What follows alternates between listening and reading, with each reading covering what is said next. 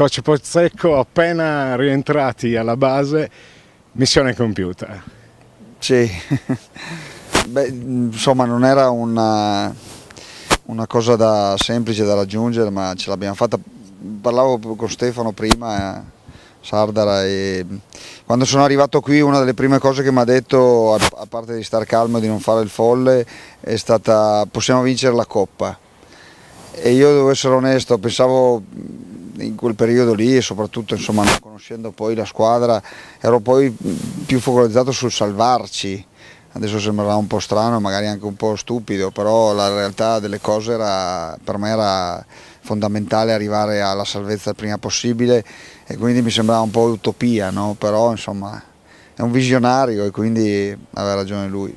Ma essere visionari aiuta, perché poi alla fine hai, insieme alla tua squadra, al tuo staff, costruito un qualcosa di importante. Che se ne dica, la Dinamo è arrivata fino alla fine e con pieno merito, riconosciuto peraltro da tantissime persone, quindi questo è uno spirito che ci contraddistinguerà fino alla fine di questa prima stagione di questo nuovo corso, no? Lo dissi in tempi non sospetti, il corso Pozzecco. Ma guarda, la prima cosa è che la Dinamo non inizia a mietere vittime oggi, ma sono da quando è arrivato Stefano, prima anche nelle edizioni precedenti, ma diciamo con Stefano ha fatto un salto di qualità incredibile. Io sono arrivato nel momento giusto, mi reputo una persona fortunata, poi come hai detto giustamente tu, il lavoro di tutti ha pagato, dallo staff a tutti quelli che orbitano intorno a questa città. E poi la cosa più bella è proprio questa, che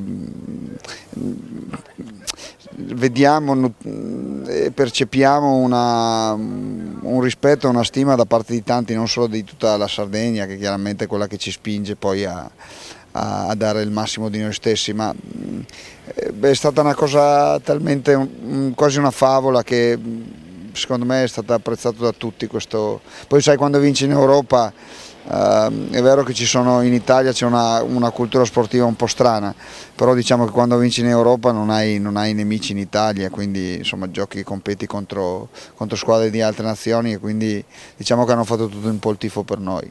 Vabbè, ultimissima, questa permettimela, peccato per la camicia.